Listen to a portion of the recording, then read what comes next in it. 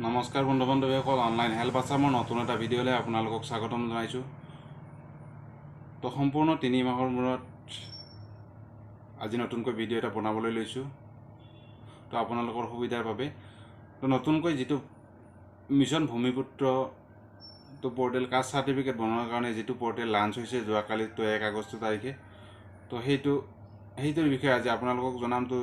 Application কেনেকৈ কৰিব, তো কাষ্ট চাৰ্টিফিকেটখন আপুনি ডাউনলোড কেনেকৈ কৰিব, তো আজিৰ এই ভিডিঅ'টোত সবিশেষ আপোনালোকক জনাম। তো ভিডিঅ'টো স্কিপ নকৰাকৈ শেষলৈ চাই থাকিব। তো আপুনি যদিহে মোৰ চেনেলত প্ৰথমবাৰ আহিছে তো চেনেলটো ছাবস্ক্ৰাইব কৰি বেল আইকনটো প্ৰেছ কৰি ৰাখিবলৈ নাপাহৰিব, যাতে মই দিয়া সকলোবোৰ গুৰুত্বপূৰ্ণ ভিডিঅ' সকলোতকৈ আগতে আপুনি পায়। তো বলক দেৰি নকৰি ভিডিঅ'টো আৰম্ভ কৰোঁ। তো এটা স্ক্ৰীনত আপুনি দেখিবলৈ পাইছে মিছন ভূমিপুত্ৰ online caste certificate application portal. তো আপোনালোকে এতিয়াৰ পৰা ইয়াতে আপোনাৰ যিটো জাতিৰ প্ৰমাণপত্ৰ কাষ্ট চাৰ্টিফিকেট তো আপোনালোকে এপ্লাই কৰি নিজৰ কাষ্ট চাৰ্টিফিকেটখন বনাই ল'ব পাৰিব। তো কেনেকৈ এপ্লাই কৰিব, তো কেনেকৈ ডাউনলোড কৰিব, তো আজিৰ এই ভিডিঅ'টোত সবিশেষ জনাম। তো ভিডিঅ'টো স্কিপ নকৰাকৈ সকলোৱে চাই থাকিব। তো আপোনালোকে দেখিবলৈ পাইছে এইটো মিছন ভূমিপুত্ৰ। তো এই পেজটোৰ লিংক মই ডিছক্ৰিপশ্যনত দি দিম। তো আপোনালোকে ডিছক্ৰিপশ্যনৰ লিংকৰ পৰা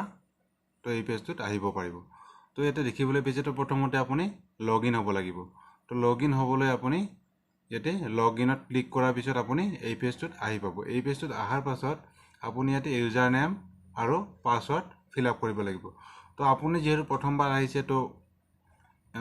যোৱাকালি 1 আগষ্টত লাঞ্চ হৈছে মাত্ৰ এইটো পৰ্টেল, গতিকে আপোনাৰ হাতত যিহেতু একাউণ্ট নাই, তো একাউণ্টখন আপুনি আগতে বনাই ল'ব লাগিব। তো একাউণ্টটো বনাবলৈ হ'লে আপুনি প্ৰথমতে নিউ একাউণ্টত ক্লিক কৰিব লাগিব। তো মই দেখাই দি আছোঁ আপোনাক। তো নিউ একাউণ্টত ক্লিক কৰিব।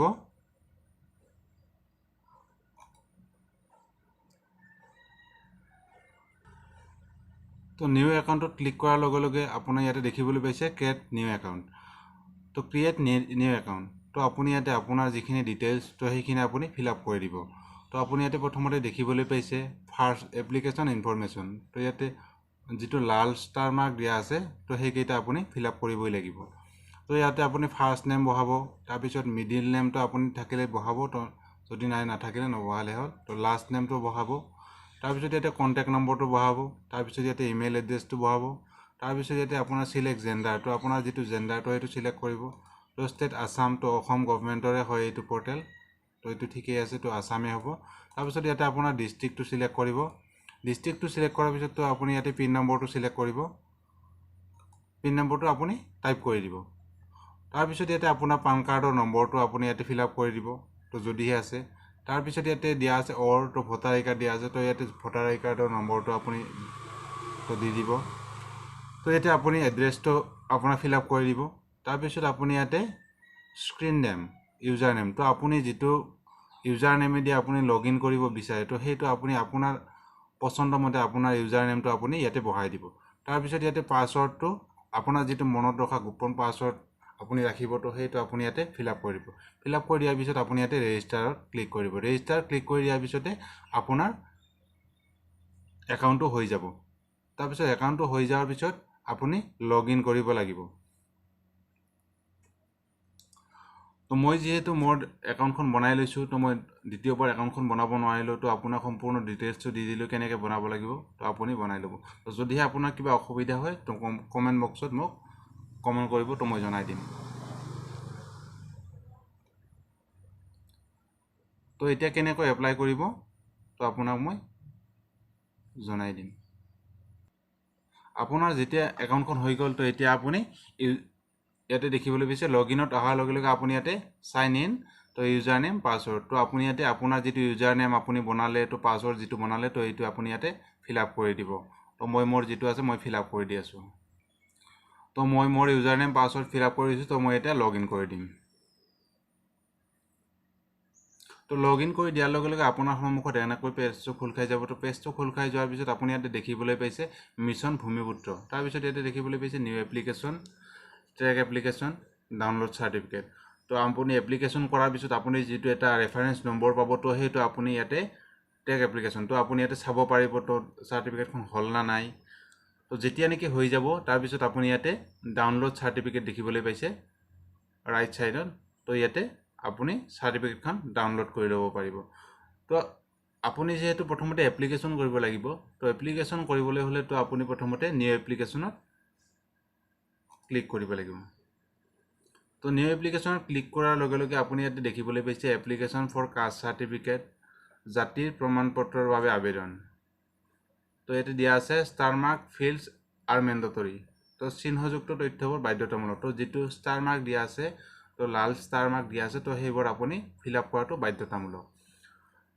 তো language of the certificate English Assamese Bengali Bodo তো আপুনি প্ৰমাণপত্ৰখন কোনটো ভাষাৰ বিচাৰে তো আপুনি যদিহে এছামিছত বিচাৰে তো এছামিজ ক্লিক কৰি দিব তো যদিহে বেংগলীত বিচাৰে বেংগলী দিব যদিহে বড়ো বিচাৰে তো বড়ো দিব তো মই ইয়াতে এছামিজ ক্লিক কৰি দেখা দি আছোঁ আপোনাক তাৰপিছত আপুনি ইয়াতে এপ্লিকেশ্যন ফৰটো আবেদন কৰিব তো আপুনি এছচি হয় তো এছটি এইচ এছটি হিলছৰ তো এছটি প্লেইন তো ওবিসি এমওবিসি আপুনি যেটো হয় তো যদিহে আপোনাৰ ওবিসি হয় তো আপুনি ওবিসিত ক্লিক কৰিব যদিহে এছটি হয় এছটিত ক্লিক কৰিব যদি এছটিপি হয় এছটিপিত ক্লিক কৰিব যদিহে এছটি এইচ হয় তো এছটি এইচত ক্লিক কৰিব যদি এছচি হয় এছচিত ক্লিক কৰিব মই ওবিসিত ক্লিক কৰিছোঁ তাৰপিছত ইয়াতে দেখিবলৈ পাইছে আপুনি তো ইয়াতে জেন্ডাৰ তো জেন্ডাৰটো আপুনি সিলেক্ট কৰি দিব তাৰপিছত ইয়াতে আপোনাৰ মোবাইল নম্বৰটো টাইপ কৰি দিব তাৰপিছত ইয়াতে আপোনাৰ পান নম্বৰটো দিব তাৰপিছত ইয়াতে আপোনাৰ ইমেইল আইডি দিব তাৰপিছত ইয়াতে আপোনাৰ ইপিক নম্বৰটো দিব যদিহে আছে তো যিবিলাক ষ্টাৰ মাৰ্ক দিয়া নাই তো সেইবিলাক আপুনি দিব নালাগে যিবিলাক ষ্টাৰ মাৰ্ক দিয়া আছে সেইটো আপুনি দি গ'লে হ'ল তো ইয়াতে পান নম্বৰত আপোনাৰ ষ্টাৰ মাৰ্ক দিয়া নাই তো সেইটো আপুনি নিদিলে হ'ব ইমেইল আইডিত ষ্টাৰ মাৰ্ক দিয়া নাই তো এইটো আপুনি নিদিলে হ'ব ইপিক নম্বৰ তো ষ্টাৰ মাৰ্ক দিয়া নাই এইটো আপুনি নিদিলে হ'ব যেহেতু সৰু ধৰি লোৱা আপোনাৰ 18 বছৰ তলত যিবোৰ ল'ৰা ছোৱালী আছে তো সেইবিলাকতো ইপিক নম্বৰ নাই তো তেওঁলোকে ইপিক নম্বৰ দিব নোৱাৰে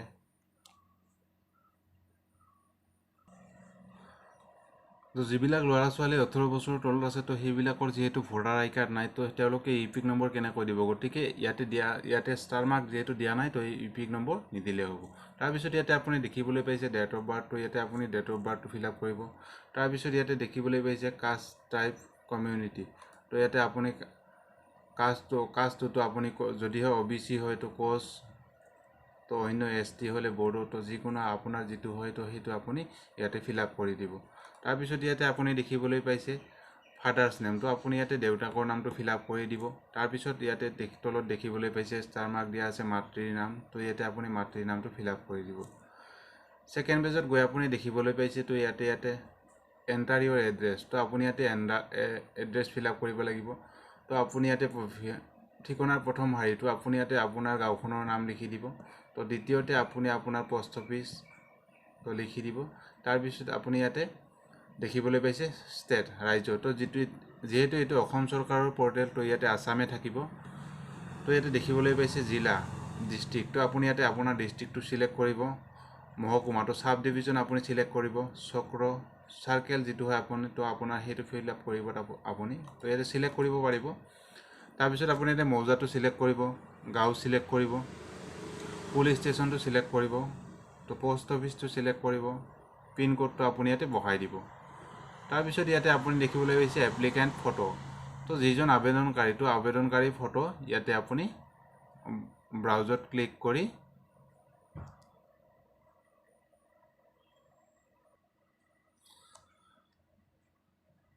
তো ইয়াতে দেখিবলৈ পাইছে এটেচ সেকশন সংলগ্ন নথি তো ইয়াতে আপুনি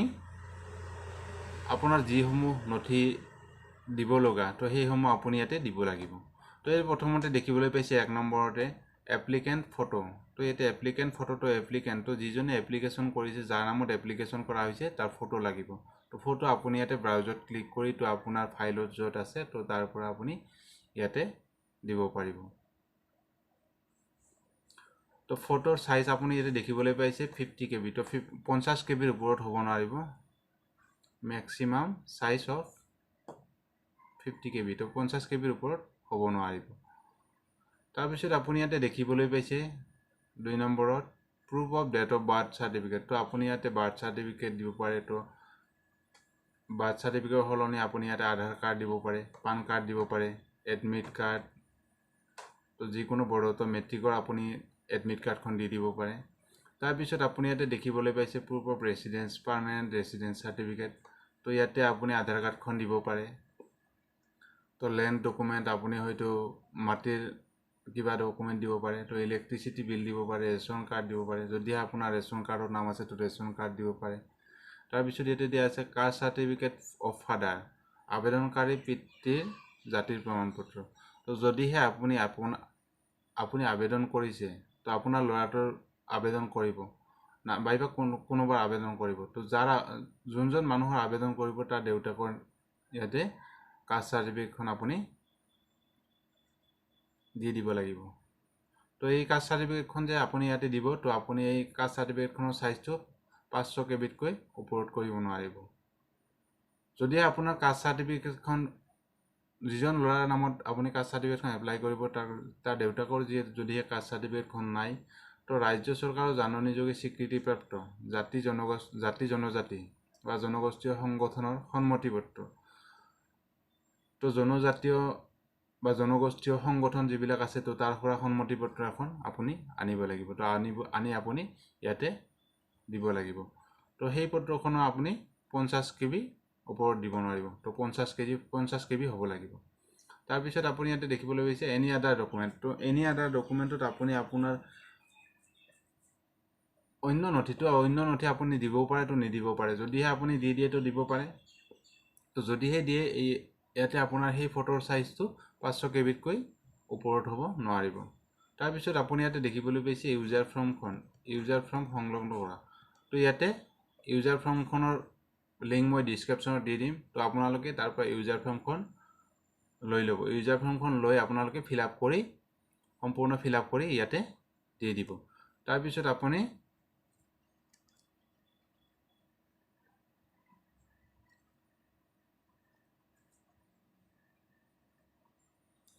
ইয়াতে দেখিবলৈ হৈছে no of pages to be printed তো ইয়াতে কিমানটা পেজ প্ৰিন্ট হ'ব আপোনাৰ তো আপুনি ইয়াতে লিখি দিব পেজ স্ক্যান তো আপুনি স্ক্যান পেজ কেইটা কৰিলে তো ইয়াতে লিখি দিব তাৰ পিছত আপুনি ইয়াতে ক্যাপচা কোড তো এইটো যেটো ক্যাপচা কোডটো দেখিবলৈ পাইছে তো ইয়াতে ফিল আপ কৰি দিব তো যদিহে আপোনাৰ ক্যাপচা কোডটো ভুল হয় তো আপুনি ইয়াতে দুটা কাৰ্চিন দেখিবলৈ পাইছে তো ইয়াতে আপুনি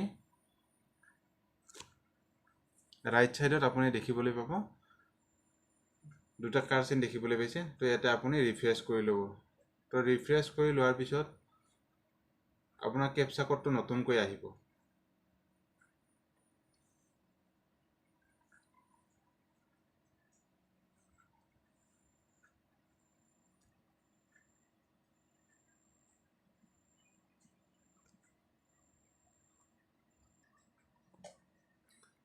তো ক্যাপচা কোডটো নতুনকৈ আহাৰ পিছত তো আপুনি ইয়াতে ক্যাপচা কোডটো ফিল আপ কৰি দিব ক্যাপচা কোডটো ফিল আপ কৰি দিয়াৰ পিছত স্ক্ৰল ডাউন কৰিব আহিব তো ইয়াতে দেখিবলৈ পাইছে এটা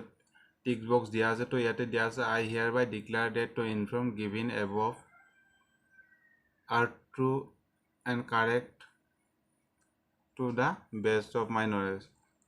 and believe in the event to inform being found false or incorrect my caste certificate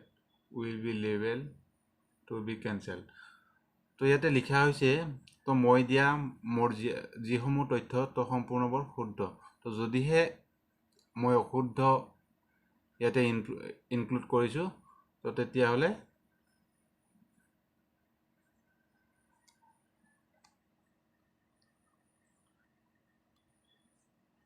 তেওঁলোকে ক্যান্সেল কৰি দিব পাৰে তো হেতুৱে ইয়াতে লিখা আছে তো আপুনি যেহেতু ইয়াতে আপোনাৰ শুদ্ধটো ফিল আপ কৰিছে তো আপুনি ইয়াতে টিক মাৰ্ক লগাই দিব টিক মাৰ্ক লগাই দিয়াৰ পিছত আপুনি যদি আপোনাৰ যদি কিবা এটা ভুল থাকে তো যদিহে ভুল আছে আগতে কিবা আপুনি ফিল আপ কৰোতে ভুল কৰিছে তো আপুনি ইয়াতে প্ৰিভিউত যাব পাৰে তো প্ৰিভিউত গৈ কিনে আপুনি আপোনাৰ সম্পূৰ্ণ ফৰ্মখন চাই কিনে আকৌ ফিল আপ কৰি ল'ব পাৰে তো যদিহে আপোনাৰ সম্পূৰ্ণ শুদ্ধ হৈছে তো আপুনি ইয়াতে সাবমিট বাটনত ক্লিক কৰি দিব তো সাবমিট বাটনত ক্লিক কৰি দিয়াৰ পিছতে তো আপোনাৰ সন্মুখত এটা ৰেফাৰেন্স নাম্বাৰ আপুনি পাই যাব মোৰ যেহেতু এপ্লিকেশন কৰিবলগীয়া নাছিলে তো মই সম্পূৰ্ণ ভিডিওটো এনেকৈ আপোনালোকক বুজাই দিলো যদিহে কিবা বুজাত অসুবিধা হৈছে তো বুজিবলৈ চেষ্টা কৰে তো কমেন্ট বক্সত জনাব তো মই আপোনাক জনাই দিম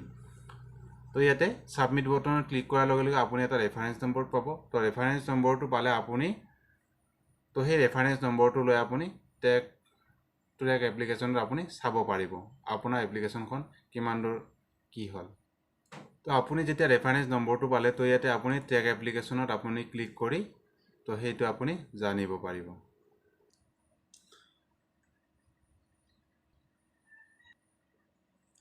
তো আপোনালোকে ইয়াতে দেখিবলৈ পাইছে তো আপুনি যেতিয়া নেকি ৰেফাৰেন্স নম্বৰটো পালে তাৰ পিছত আপুনি এতিয়া আপোনাৰ এপ্লিকেশ্যনখনটো কিমান দূৰ পালে তো কিমান দূৰ কি হ'ল নে নাই সাৰ্টিফিকেটখন হ'ল নে নাই আপোনাৰ তো আপুনি কেনেদৰে চাব তো ইয়াতে আপুনি হোম পেজত আহিব হোম পেজত অহাৰ লগে লগে আপুনি ইয়াতে দেখিবলৈ পাইছে তো নিউ এপ্লিকেশ্যন তাৰ পিছত ইয়াতে দেখিবলৈ পাইছে ট্ৰেক এপ্লিকেশ্যন তাৰ পিছত ইয়াতে আপুনি দেখিবলৈ পাইছে ডাউনলোড সাৰ্টিফিকেট তো আপুনি যেহেতু এপ্লিকেশ্যনখন চাব তো এপ্লিকেশ্যনখন হ'ল নে নাই তো কনফাৰ্ম হ'ল নে নাই তো আপুনি ইয়াতে ট্ৰেক এপ্লিকেশ্যনত আপুনি ক্লিক কৰি দিব তো যেতিয়া নেকি আপোনালোকে ক্লিক কৰি দিব তো ক্লিক কৰি দিয়াৰ পিছতে আপোনালোকৰ সন্মুখত এনেকৈ এটা পেজ খোল খাব তো এই পেজটোত আপুনি দেখিবলৈ পাইছে please fill up the search details তো আপুনি যেহেতু ইয়াতে আপোনাৰ যিখন কাষ্ট সাৰ্টিফিকেট এপ্লিকেশ্যন কৰিছে তো আপুনি সেইটো চাব তো যেহেতু চাব তো ইয়াতে আপোনাৰ যিটো ৰেফাৰেন্স নম্বৰ আছিল তো এপ্লিকেশ্যন নম্বৰটো আপুনি ইয়াতে এপ্লিকেশ্যন নম্বৰটো ফিল আপ কৰি দিব এপ্লিকেশ্যন নম্বৰটো ফিল আপ কৰি দিয়াৰ পিছত আপুনি ইয়াতে সাৰ্চ কৰি দিব সাৰ্চ কৰি দিয়াৰ পিছত আপুনি আপোনাৰ এপ্লিকেশ্যনখন কিমান দূৰ সম্ভৱ হ'ল তো কিমান দূৰ পালে হ'ল নে নাই সাৰ্টিফিকেটখন তো আপুনি সেইটো দেখিবলৈ পাব তো আপোনাৰ যদি সাৰ্টিফিকেটখন হৈ যায় তো তেতিয়া আপুনি ডাউনলোড কেনেকৈ কৰিব তো ক'ত যায় আপুনি ডাউনলোড কৰিব তো সেইটো মই আপোনাক দেখাই দি আছোঁ তো আপুনি আকৌ হোম পেজত যাব হোম পেজত যাই কিনে আপুনি ইয়াতে দেখিবলৈ পাইছে তো নিউ এপ্লিকেশ্যন ট্ৰেক এপ্লিকেশ্যন তাৰপিছত ইয়াতে আপুনি দেখিবলৈ পাইছে ডাউনলোড সাৰ্টিফিকেট তো আপুনি ডাউনলোড সাৰ্টিফিকেটত ক্লিক কৰিব তো আপোনাৰ যদি সাৰ্টিফিকেটখন হৈছে তো ডাউনলোড সাৰ্টিফিকেটত ক্লিক কৰি দিয়াৰ লগে লগে আপুনি আপোনাৰ এপ্লিকেশ্যন নম্বৰটো টাইপ কৰি দিব এপ্লিকেশ্যন নম্বৰটো টাইপ কৰি দিয়াৰ পিছতে আপুনি আপোনাৰ সাৰ্টিফিকেটখন ডাউনলোড কৰি ল'ব পাৰিব তো আজিৰ ভিডিঅ'টো ইমানেই আছিল তো যদি ভিডিঅ'টো ভাল লাগে তো লাইক কমেণ্ট শ্বেয়াৰ কৰি দিব যাতে আপোনাৰ লগতে আপোনাৰ বন্ধুবৰ্গৰো সহায় হয় তো ভিডিঅ'টো যিমান পাৰে আপুনি শ্বেয়াৰ কৰিব তো আজিৰ ভিডিঅ'টো ইমানেই আছিল আগলৈ নতুন এটা ভিডিঅ'ত আকৌ লগ পাম আজি তো ভিডিঅ'টো আপোনালোকক লাইভ একেবাৰে দেখাই দিব নোৱাৰিলোঁ নতুনকৈ বনাই তো যিহেতু মোৰ হাতত কাষ্ট সাৰ্টিফিকেট এপ্লিকেশ্যন কৰিবলগীয়া নাছিলে তো এই কাষ্ট সাৰ্টিফিকেটখন বনাওঁতে তো 30 টকা এটা পে'মেণ্ট কৰিব লাগিব তো এই পে'মেণ্টটো আপোনালোকে যেতিয়া নেকি ছাবমিট কৰিব ছাবমিট কৰাৰ পিছতে আপোনাৰ সেই পে'মেণ্ট অপশ্যনটো আহিব মই যেহেতু ছাবমিট কৰিব নোৱাৰিলোঁ মোৰ হাতত যেহেতু এপ্লিকেশ্যন কৰিবলগীয়া নাছিলে তো মই পে'মেণ্ট অপশ্যনটো আপোনালোকক দেখাব নোৱাৰিলোঁ তো আপোনালোকে যেতিয়া নেকি ছাবমিট কৰিব তাৰপিছত আপোনালোকৰ পে'মেণ্ট অপশ্যনটো আহি যাব তো পে'মেণ্ট অপশ্যনটো অহাৰ পিছত আপোনালোকে আপোনাৰ সেই 30 টকাটো আপুনি পে'মেণ্ট কৰি দিব